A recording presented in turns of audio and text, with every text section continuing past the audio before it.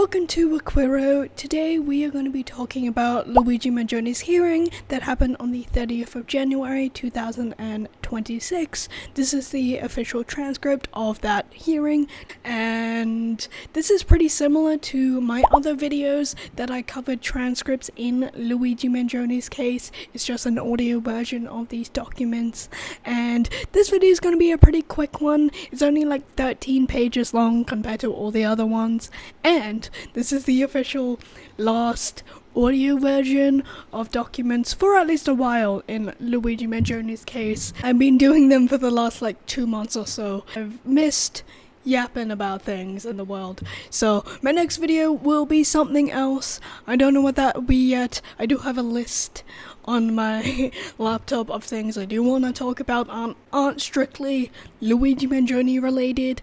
I think it might be about we need to make sure we need to keep archiving stuff in the world. I know people have been talking about that, but sadly with the rise of ChatGPT and they want to get rid of that archiving.com website. Ah, it's voice over me. I was talking about the Wayback Machine. I forgot what it's called. I'll put it somewhere here when I'm editing this video. I don't truly know how to work out how to use that website yet, but it's very important.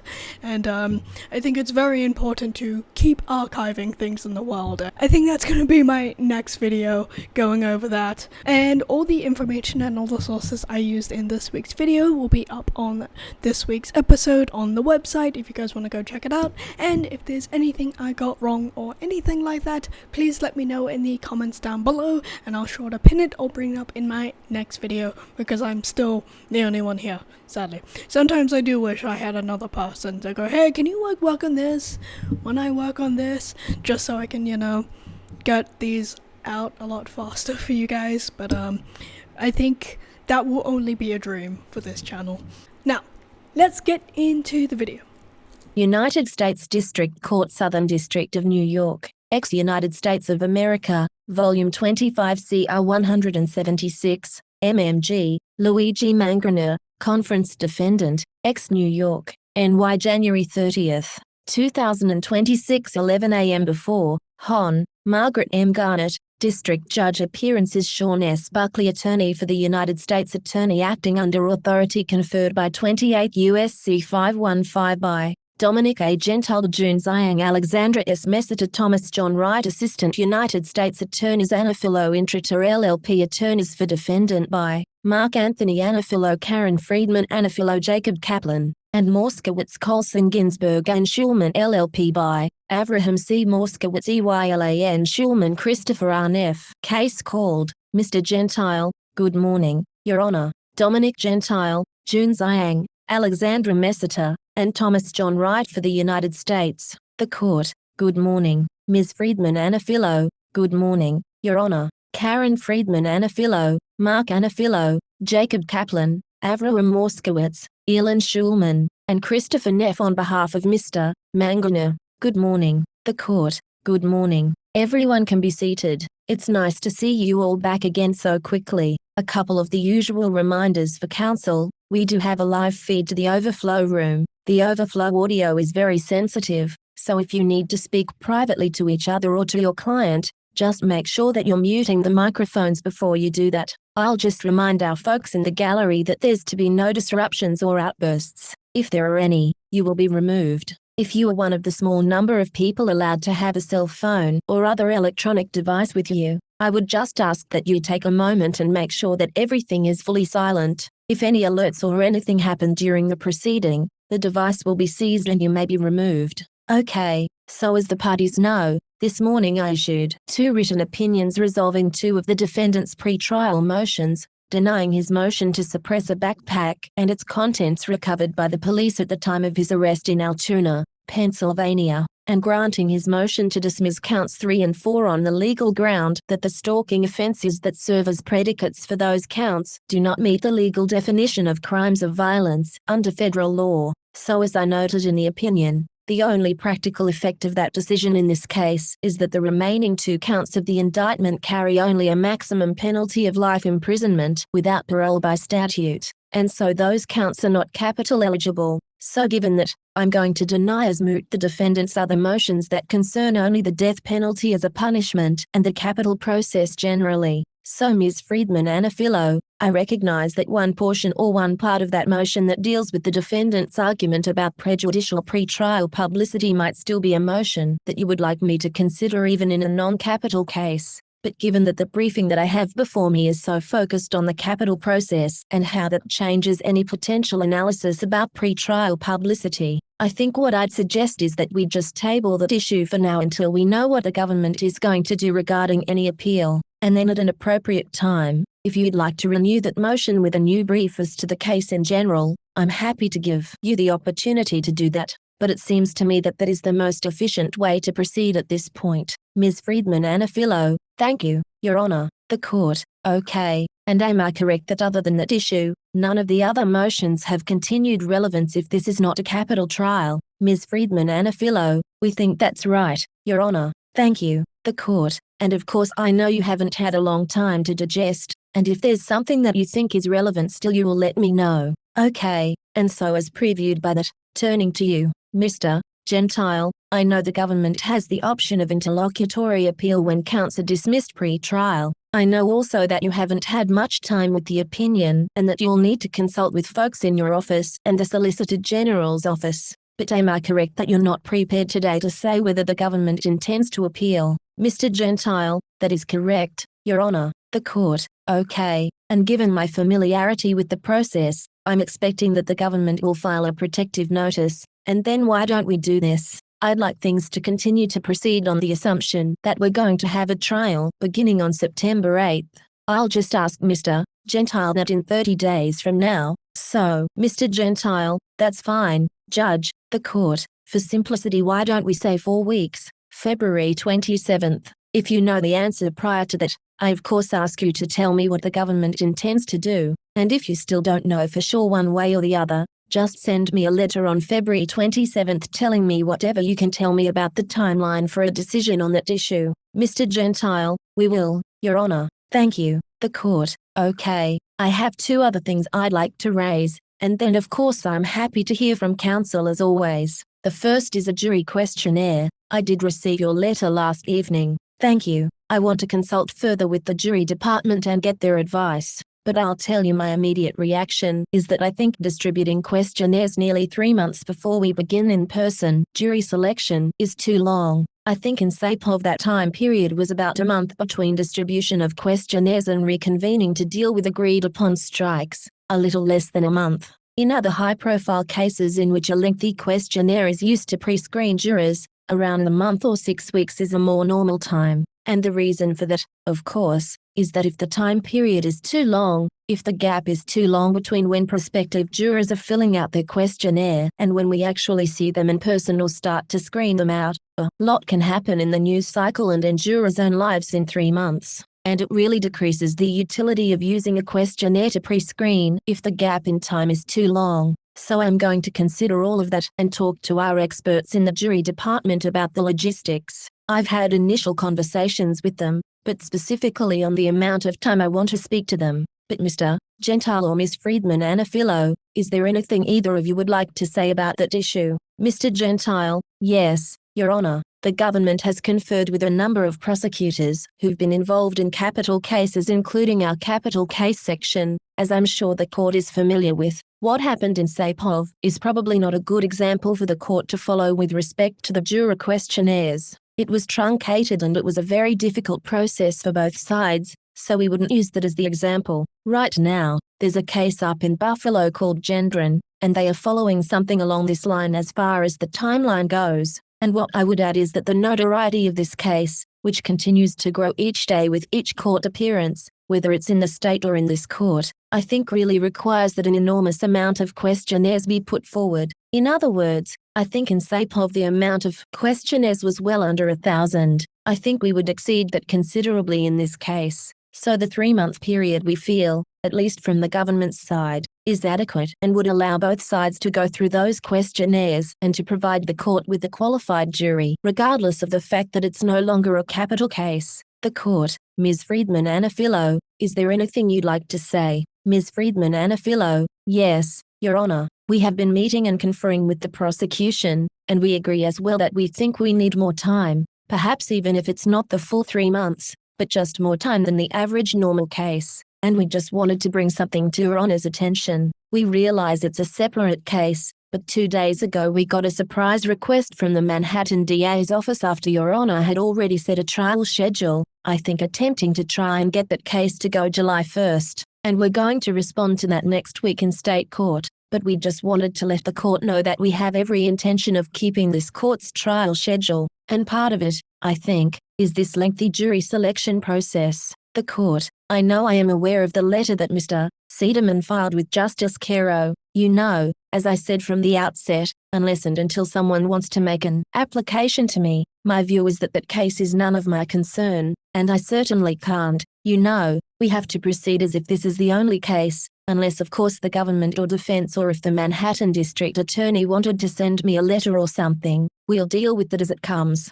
But yes, a trial date is firm subject only to whatever actions are beyond my control. If the government elects to appeal the dismissal of counts 3 and 4, then we're all sort of on pause while we wait for the circuit to make its decision, and we'll address that situation if that's where we are and what the consequences might be of that. You know, on the number of jurors, this case has received a great deal of attention, but the district is no stranger to trials that have received a great deal of attention or defendants who are quite well known. You know, we had the Sean Combs trial last year, and he was a defendant who was, unlike Mr. Mangione, quite well known prior to committing the crimes that he was charged with. So 1,000 in a non-capital case, I just don't think that that is realistic or necessary. So if the case continues to be a non-capital case, I'm thinking of a NIRI of more like maybe 400 will be adequate. Again, I'm going to talk to the jury department and get sort of their refreshed numbers on the veniries that they have called for cases of similar notoriety.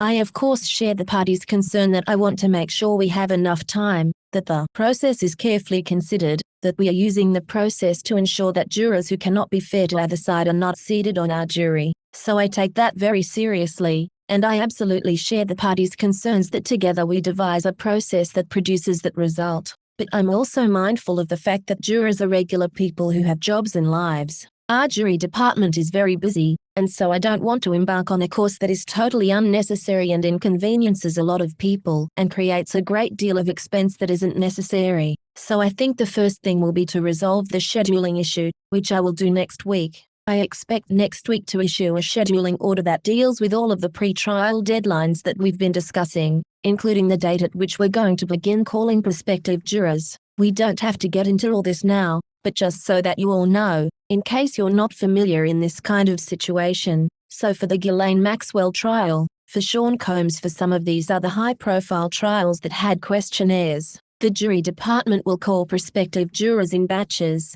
and they will have them go in batches to one of the large courtrooms at 500 Pearl and fill out the questionnaire, and they won't be told until they're seated and have the questionnaire what case they're a prospective juror for. I will either address them, or in all likelihood I think what's been done in some of these other trials is I'll make a video that counsel will review that just gives some introductory remarks to the prospective jurors before they start filling out the questionnaire. So just that process to do the questionnaire will take several days or maybe even 2 weeks. So we'll build all of that in, the logistics and everything, and I'll issue a scheduling order next week so that you have those dates in mind and we can all plan. Okay, alright. So the second item on my list is that I would like to speak ex parte to Mr. Moskowitz, who is court-appointed learned counsel in a capital case. I want to be clear, I'm not going to dismiss Mr. Moskowitz, certainly not now and perhaps not ever. I'm certainly not even going to consider doing that until the government has made a final decision about whether it's going to appeal my opinion. But I would like to speak to him privately about how to navigate that role in the interim, and because that conversation could potentially involve some revealing of defense strategy, I think I can only do that if that's under seal and ex parte. But of course, Mr. Gentile, I don't want to do that if you have some objection to me proceeding in that way. Mr. Gentile, we do not, Your Honor. But is Your Honor's inquiry focused on the learned counsel role that he occupied? The court. Oh, yes, I mean, it won't surprise anyone to learn that there's been an enormous expenditure of public funds, appropriately so in a capital case, in order to give the defendant the mitigation, investigation and preparation for penalty phase that he's entitled to under federal law. I would just like to have an understanding from Mr. Moskowitz about how we're going to deal with that situation. While at present this is not a capital case, and it will remain not a capital case unless and until the government appeals my ruling and I'm reversed by the Second Circuit, if that's what happens.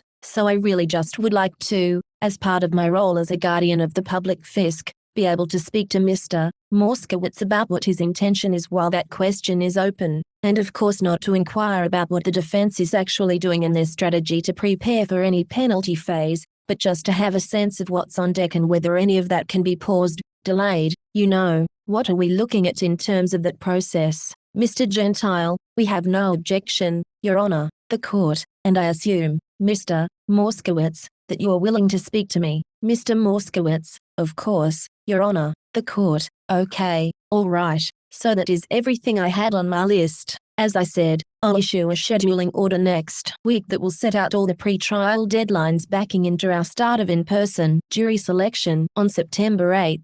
Mr. Gentile, is there anything else that the government would like to raise before we talk about the speedy trial clock? Mr. Gentile, the only issue we wanted to address is just the follow-up on Ms. Anafilo's comments. Notwithstanding the fact that the government will follow its normal protocol with respect to its options under 18 United States Code 3731, we are prepared to go to trial, and we are prepared to meet the schedule that the court has set and whatever schedule the court will set with regard to the questionnaires. We believe that the federal interest in this case is compelling, and we are prepared to move forward. The court, I appreciate that, Mr. Gentile, and yes, I mean, if I haven't made it clear before, unless and until someone asks me to do something different, I will be seeing you all on September 8th to begin in-person jury selection in this case. Ms. Friedman Anafilo, Ms. Friedman Anafilo, nothing further. Thank you, Your Honor. The court, Mr. Gentile, do you have an application? Mr. Gentile, we do, Your Honor. The government moves to have the time between today and October 12th excluded from the provisions of the Speedy Trial Act to allow both sides to prepare for trial. The court, Ms. Anafilo, any objection? Ms. Friedman Anafilo, 1 second, Your Honor. Counsel and defendant conferred. Ms. Friedman Anafilo, we have no objection. Thank you, Judge. The court, I will exclude the time from today until October 12th, 2026, which is the date that the presentation of evidence is expected to begin in this case. I find the ends of justice served by excluding the time outweigh the interests of the public and the defendant in a speedy trial because time is needed to continue preparing for trial on both sides, for the court to make arrangements to ensure that we have a fair and sufficient jury pool, for counsel to prepare any pre-trial motions such as motions in limine, proposed jury charges, and other filings. Accordingly, the time is excluded until October 12th. Mr. Mangione will remain in the custody of the marshals. Anything further, Mr. Gentile? Mr. Gentile, not from the government. Judge, Ms. Friedman Anafilo. No, Your Honor. Thank you. The court. All right. Thank you all. I'm not sure when I'll see you next, but we'll figure that out as it comes. And worst case, I will see you in August for a final pre-trial conference. All right. We're adjourned. Thank you, everyone. Adjourned. Okay, so that was the end of the official transcript of Luigi Mangione's hearing that happened on the 30th of January 2026. And like I said earlier in the video, this will be the last audio version of these documents in Luigi Mangione's case, at least for a while until we get new ones. And in the next couple of weeks, I will go over and break down the documents if you're curious or want to listen along, even if they're like months late. Again, still the only one here. And my next video will be something else entirely. I don't know what it is yet. I think it will be we need to keep archiving things in the world. It's very important. And I was having a conversation with someone about it, and they did not get it whatsoever because it did not affect them whatsoever. Yeah, I've been living with someone who has very old value ideas and it's been pissing me off, so my anger is being directed towards people that do deserve my anger. Anyway, I think it's incredibly important, and it's kind of what I do a little bit. If you guys ever been to my website, and I just archive every single thing I read and look at, so it's very important. So I think that'll be my next video, even if I know everyone's been talking about it lately, but I feel like it's important to talk about. I know, trending. That's gonna be a first for me, talking about trending topics, isn't it? Wow. But yeah, I do have a little list on my laptop of like things I do want to talk about on my little channel here than just Luigi. I do talk about other things. Do you guys remember that when I started this channel and I keep mentioning time to time? I was intending to talk about other things other than just Luigi Mangione, but shit just keeps happening in his case. And then every week there's always something new. Anyway, thank you for watching this week's video. You can subscribe if you want to, it's okay if not. I upload 3 times a month, and if you guys want to keep up to date with the channel, you can follow the channel's social medias. That'll be in the description down below. That's where I post updates on the channel, things I find very interesting, articles, etc. So that'll be in the description down below. And if you guys want to follow me personally, all of my social medias are in the description down below. But yeah, bye.